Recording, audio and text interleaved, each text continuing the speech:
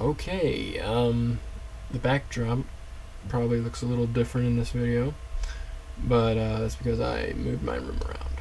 But I know you don't care, so let's get on with 1981 in the year of Spider-Man comics.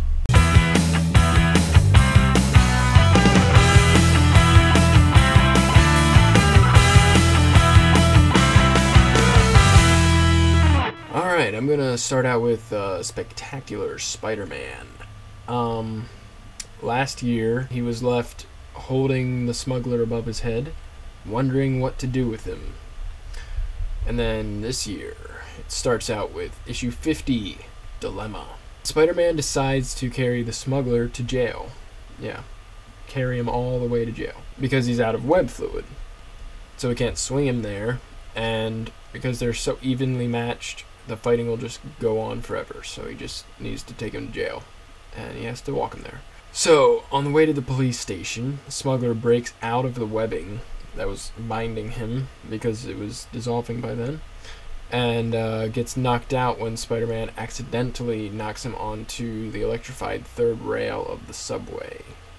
And then, during dinner with Aunt May and the man she's engaged to named Ned, some aliens break in and want some information about Dutch Malone, the gangster who hid money in Aunt May's house in the 1920s that, you know, Mysterio and the burglar were looking for. Peter says that only he knows the information they are looking for and not to bother Aunt May. So the aliens capture Pete and take him onto their spaceship, where he meets Mysterio, who reveals plans to obtain Dutch Malone's hidden money. In reality, is long gone from some kind of bugs, you know, just eating away at it. He also wants to help the aliens take over the world. And then there's a continuation of the White Tiger miniseries that started in the end of the last issue. The White Tiger looks for the people who killed his family, but ends up getting overpowered by them. Issue 51, Aliens and Illusions. It turns out the aliens aren't aliens at all, just some unemployed extras who wear alien costumes for their schemes. In fact, they are from issue number 2 of Amazing Spider-Man, and they reveal that one of the aliens from that issue is actually the guy who became Mysterio. It's pretty neat. Anyway, Peter's put into a holding cell and then changes into Spider-Man and finds out he's actually in a movie soundstage and finds the Master Control Room where he torments Mysterio with holograms of many Spider-Men. And then Mysterio is holding Deb Whitman, Pete's date, hostage in hopes to make Peter talk about the mobster's hidden loot. Deb cracks Mysterio in the dome, and Spider-Man sends him packing. And, you know, I love Mysterio issues. I always do. They're always just so much fun, and they're so cool. I just like them. And then, anyway, then there's also the continuation of the White Tiger storyline.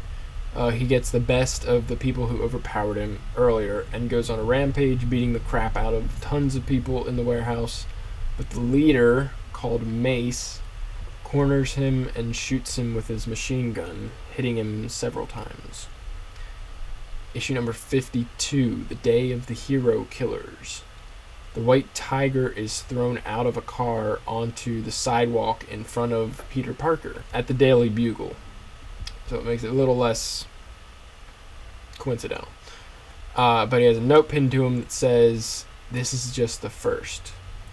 He goes to the hospital and they remove about 12 bullets from him. Spider-Man goes after the gang responsible, and it's more or less a small army.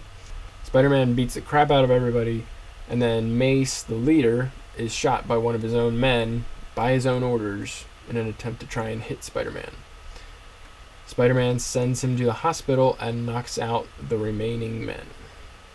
And then the White Tiger takes off the amulets that give him his power and decides to move far away and stop being a superhero altogether. And I just want to make a little side note here. I really, really like the character Nathaniel Alexander Bird, who goes by the name of Blackbird. He only shows up in the White Tiger stories, but there's just something about him that's just always so cool. And if I ever get a shot at the Spider-Man movies, I would include him in some way, for sure. Now let's go to Amazing Spider-Man. Last year left off with Spider-Man. He helped a boat crew reach an understanding with the submariner about where to put some equipment where it wouldn't disturb Atlantis. So, issue 212, The Coming of Hydro Man. Spider-Man again protects the boat where he fought Submariner in the previous issue, and through an accident while trying to lower a generator under the water, one of the crew members turns into Hydro Man, who, if you don't know, is like Sandman, but with water. Hydro Man, after figuring out what he can do, hangs around in the city sewers and enters people's houses through their faucets and such. He looks for Spider-Man to fight, because he has a beef. They meet up for a fight on a rooftop on the hottest day of the year, and Spider-Man gets the better of him by creating a chase and making Hydro Man run through stuff that absorbs a lot of the water coming off his body. And then with a punch, Hydro Man explodes T-1000 style and evaporates. And, you know, I always liked Hydro Man in the 90s cartoon. Like, he's definitely awesome.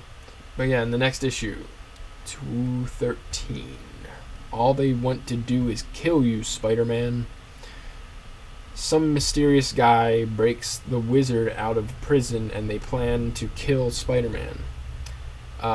They get a lock on his spider sense and track him to his apartment building. Not specific apartment, just the building.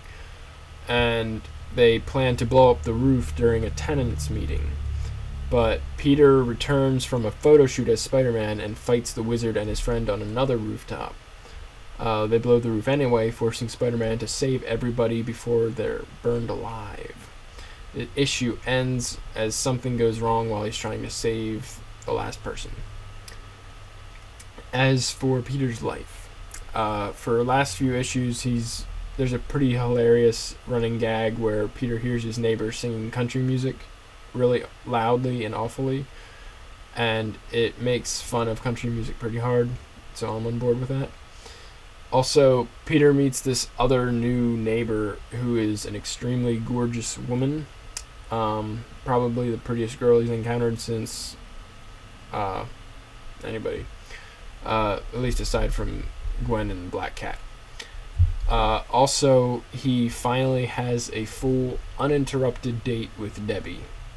So that was pretty cool. I was starting to feel bad when he kept ditching their dates to be Spider-Man. Later in the issue, Peter accidentally dulls his Spidey costume with bleach. So that's pretty funny. And I have to mention that the art in this issue was dramatically better than it has ever been before. Like, every single panel is an entire beautiful work of art in and of itself. And, you know, like, I would hang any of these panels up on in my room as artwork.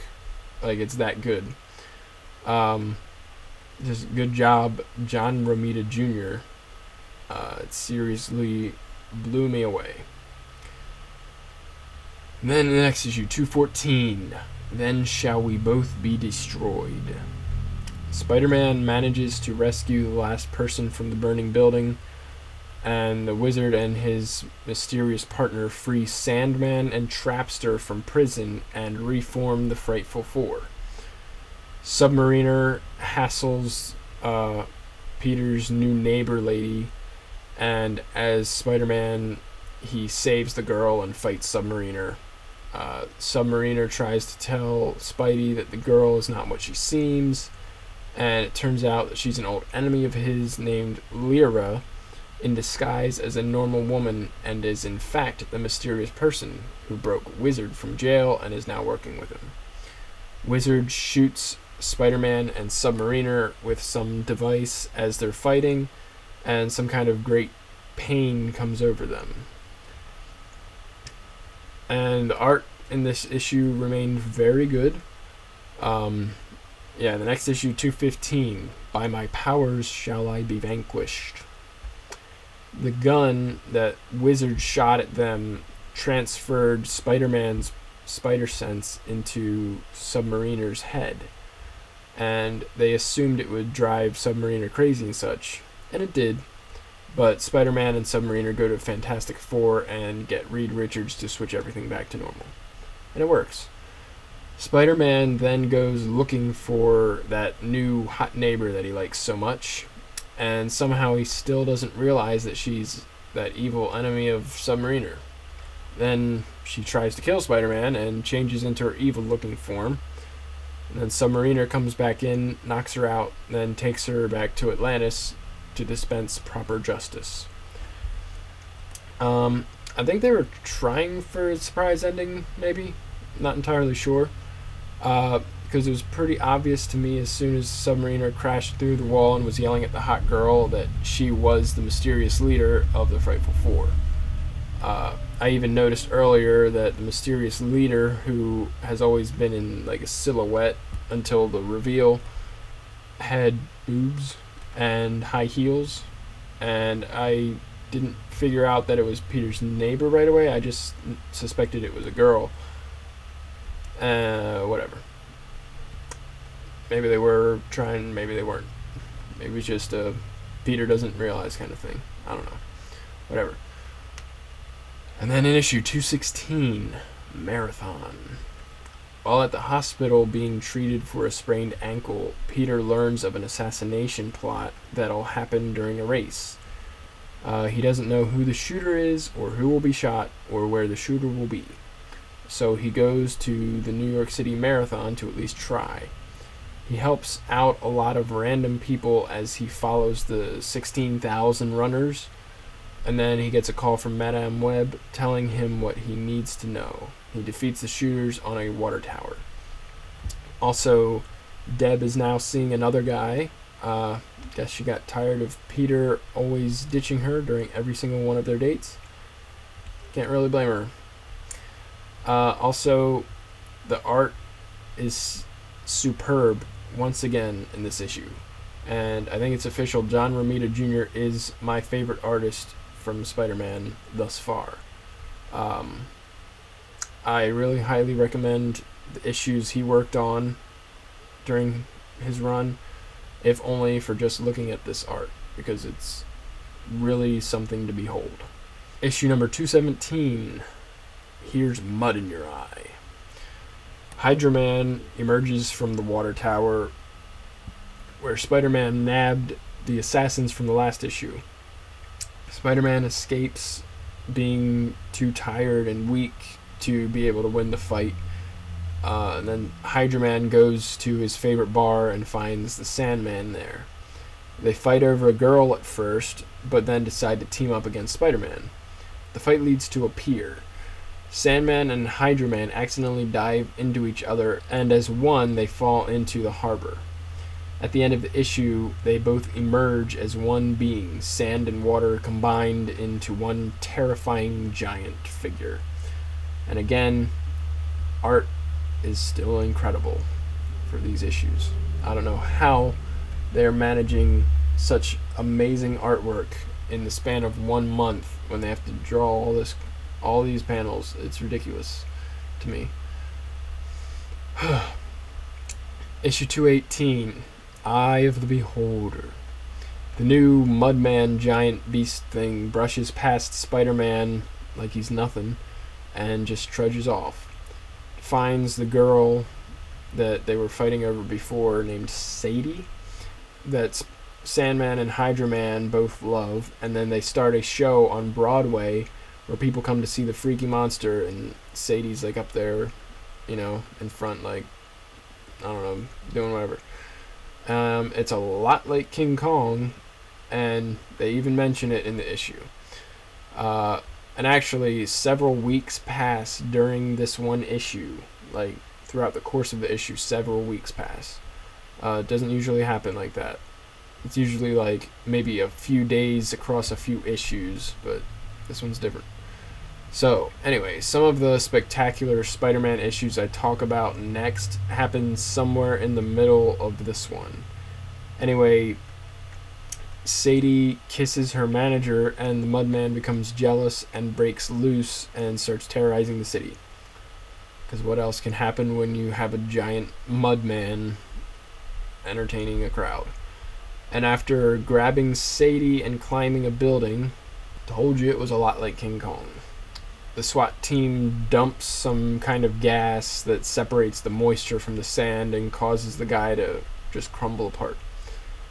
And the art continues to be awesome.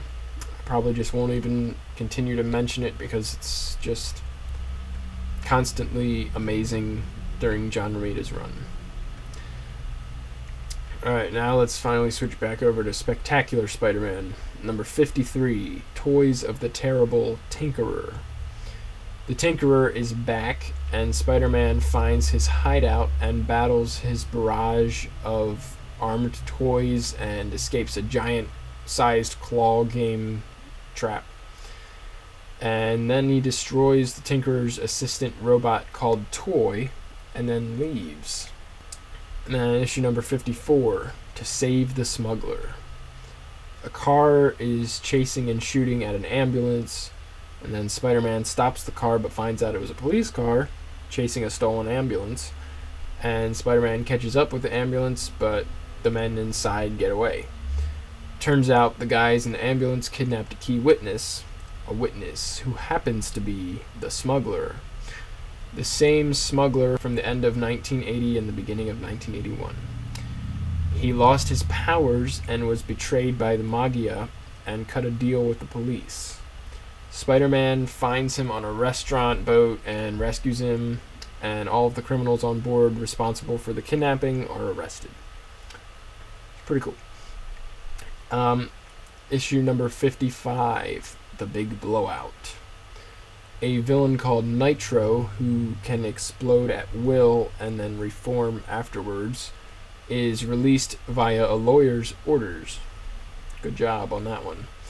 He blows up a bank and tries to rob it, but Spider-Man comes along and fights him. Spidey gets him to a chemical plant and sticks a canister of nausea gas to Nitro. And when Nitro explodes and reforms, the nausea gas is part of him and makes him too sick to do anything. Also, there's a part where Peter's landlady comes pounding on his door for the rent, but he doesn't have it, so he slips out the window. And that just kind of reminded me of the Raimi movies and the landlord in those. Anyway, 56, The Peril and the Pumpkin. An international terrorist called the Jack-O-Lantern is taken to the hospital. For visual reference, he looks like Ichabod Clay from the Clay Fighter games. Not even joking, exactly like that. Then while in the hospital, he wakes up and takes everybody hostage with the help of his crew. Aunt May calls Peter and tells him what's happening and that her fiancé is in the hospital. She asks him to come over and be with her until it's over. And of course, he changes into Spider-Man and goes to take down Jack-O-Lantern and his crew. Once he's done at the hospital, he goes to Aunt May, and she's very upset at him because she waited for hours worrying. And then hearing about how Spider-Man stopped all the bad guys, she was alone, she didn't like it. She thinks Peter is a crumb and feels like he doesn't care about her anymore and that he has more important things in his life. It's kind of sad. Anyway, I think Jack-O-Lantern is actually a really cool villain. Sad that I never heard of him before. He has a really cool costume and he's just generally a good villain. Issue number 56, These Wings Enslaved. Will-O-the-Wisp is in his glowing ball form and possesses some villain called Killer Shrike and makes him kidnap J. Jonah Jameson's girlfriend Marla and take her to the special powers lab of some factory. There, Will-o'-the-Wisp, through Killer Strike, tells Marla who he is and asks for help. She uses the equipment there to help him pool his molecules together into the form of a man again.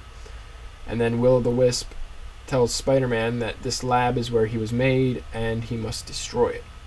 And so he goes into the circuitry via his glowing ball form and blows up the place. Spider-Man gets everybody out of the building. I really like Will-o'-the-Wisp. I know I've said it before. I'll probably say it again. But he's not really a bad guy. He's not really a bad guy. He's a villain, but yeah, not a bad guy. And he has neat powers. That's always a plus. Issue number 58. Ring out the old, ring in the new. Everything is going exceedingly well for Peter. Somehow he's decently managing his quadruple life as a grad student, teaching assistant, photographer, and Spider-Man. And a villain called the Ringer, who creates steel-hard rings from particles in the air with some special suit, gets his costume out of the Tinkerer's workshop, but another villain comes by at the same time and knocks him out. And then when Ringer wakes up, he's forced to find and fight Spider-Man by threat of an exploding ring around his stomach. He's really no match at all for Spider-Man. Spidey actually laughs at his ring motif and the name The Ringer. After Spider-Man destroys Ringer and leaves him for the cops, the mysterious villain from earlier is actually the Beetle, who was collecting data on how Spider-Man fights so he can defeat him. Also, Spider-Man goes on a friend date with Deb, and they get to make things right from all the times he's stood her up and whatnot. Apparently, Deb thought of them as more than friends, and Peter didn't. I assumed they were more than friends, though, so my bad. I guess I misunderstood, too. Guess it's pretty easy to misunderstand that. Anyway, let's go over to Amazing Spider-Man number 219. Peter Parker, Criminal.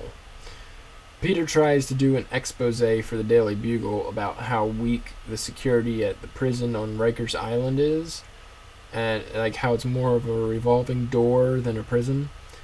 And so he breaks in to get pictures of criminals escaping, namely Jonas Harrow and the Gargoyle being led by someone that he doesn't recognize. But he gets caught by the guards in the process. They confiscate his camera and throw him behind bars. And after a false testimony by an inmate that Peter masterminded the escape, and all of the escapes in the past year, Peter is put behind bars and the bail is set at $50,000. Aunt May, with the help of her nursing home, bails him out. And he changes into Spider-Man and goes back to the prison, and Jonas Harrow and Gargoyle are leaving again, and Spider-Man follows them to a pawn shop where a janitor sold Peter's camera after he stole it. The camera contains evidence of the escape attempt and whatnot, and then after a battle, Spider-Man gets his hands on the film from the camera that will clear his name and everything. I've never heard of Gargoyle before, but he is pretty cool. He turns things into stone at the touch of his hand, and I think that's pretty awesome. Issue number 220, A Coffin for Spider-Man. Moon Knight is back, and he teams up with Spider-Man to try and take down the Syndicate, some crime organization. Moon Knight is pretending to be a criminal and stealing things for some underground competition to become the new secretary for the Syndicate. And then as secretary, he would then have a file that would allow him to put away tons of high-profile criminals. I really like Moon Knight a lot.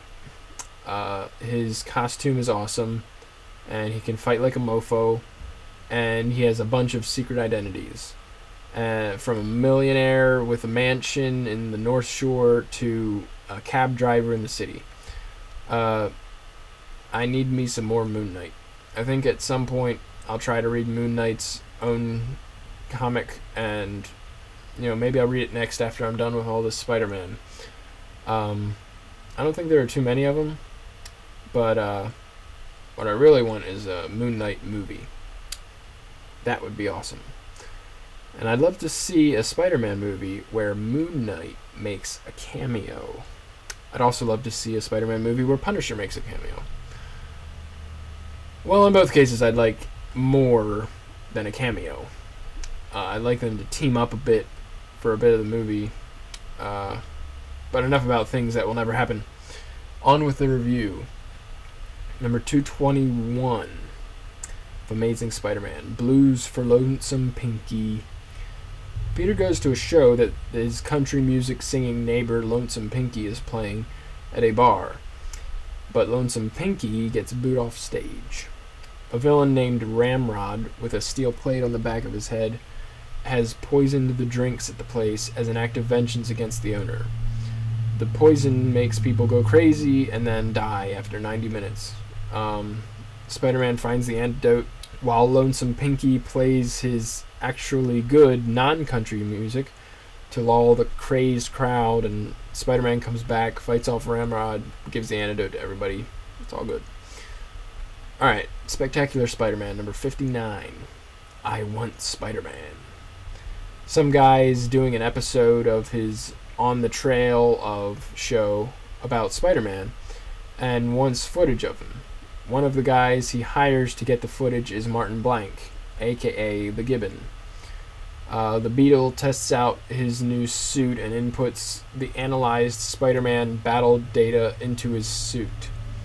And while the camera team is searching for Spider-Man via helicopter, Martin Blank puts on the Gibbon suit and attacks Spider-Man. Spider-Man clobbers him, but immediately gets attacked by the Beetle. As seen in the next issue, number 60, Beetlemania. Spider-Man fights the Beetle for a while. The Beetle keeps anticipating his moves, and then Spider-Man falls into a sewer, and the Beetle doesn't follow after, thinking it's a trap. Instead, he kidnaps the Gibbon for bait to make Spider-Man fight him later. After Peter hears about a challenge the Beetle issues to Spider-Man on TV, he sets out to face him. All the media is there trying to get footage and such. Spider-Man rips an antenna off the Beetle that was the source of his power or something, and then gives the Beetle a good punch to the face and just levels him. Then, with the Beetle no longer a threat due to lack of power, Spider-Man swings off to nurse his wounds. Gibbons sees Beetle getting up and punches him, easily knocking him out now that he has no powers. And then the media gets to the roof and thinks that Gibbon is the hero and Spider-Man is a bum. And this is actually a double long anniversary issue, so they have the obligatory how Peter got his powers retelling for the last 15 pages or so. And Peter looks like a 40-year-old man in the origin retelling. Also, they had Sony product placement, which I found funny, because I guess Spider-Man's relationship with Sony goes back that far. It's crazy. Anyway, number 61 of Spectacular Spider-Man, By the Light of the Silvery Moonstone. A villain lady called Moonstone breaks into Doc Connor's lab to steal the Enervator. Spider-Man tries to stop her, but she blasts Marcy Kane, one of Peter's teaching assistant colleagues, and he tries to save her via mouth-to-mouth resuscitation, while Moonstone bolts with the device. And then after the medics arrive and carry off Marcy to the hospital, Spider-Man goes off again to find Moonstone. Catching up with her, they fight as she strengthens herself 100-fold with the Enervator, and then Spider-Man rips the Enervator off her back and beats the crap out of her. Then the Enervator explodes under a building that was about to be demolished anyway.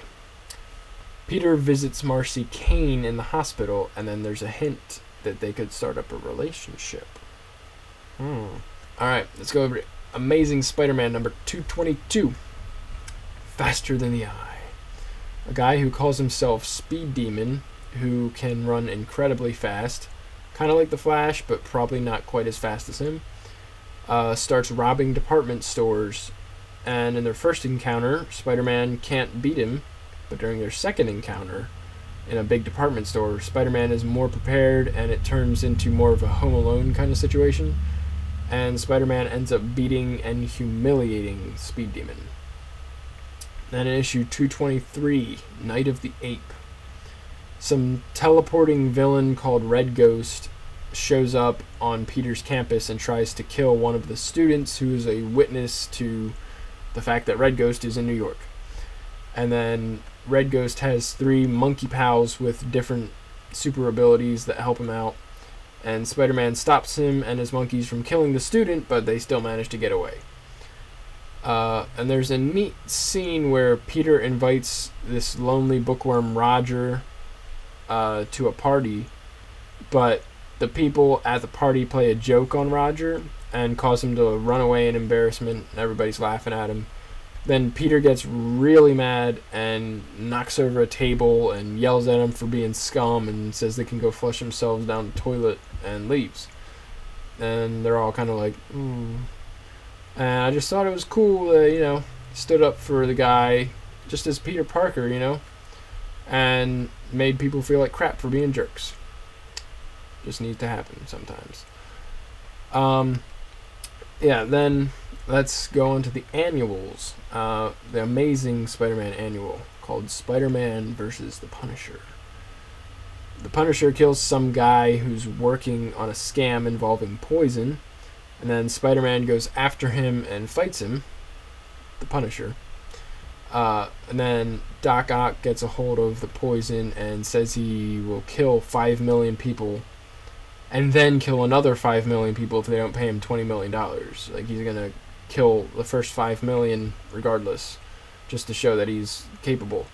And then Spider-Man figures out that he plans to poison the ink used in the Daily Bugle's presses and defeats Doc Ock. And then Punisher gets caught by the police, taken to jail. But he's like, jail's fine. There are lots of criminals in there. All cool like. And then the Spectacular Spider-Man annual called Dark Side of the Moon. John Jameson, aka the Man-Wolf, comes back with no idea where he went after he fell off the bridge at the hands of Spider-Man. Spider-Man and Dr. Connors use a new machine Dr. Connors is working on to make John's body reject the Moonstone that has latched onto John's throat, forcing him to turn into the Man-Wolf. And the procedure is a success, but there are many fights between Spider-Man and the Man-Wolf beforehand. John Jameson no longer has to worry about becoming a violent beast. So it's a nice little happy ending there. And the next few years of Spider-Man should get pretty interesting. So I'm looking forward to it. I know Venom's coming up soon. I know the Black Suit's coming up soon. And it's all gonna be good. So, alright. I will see you next time in 1982.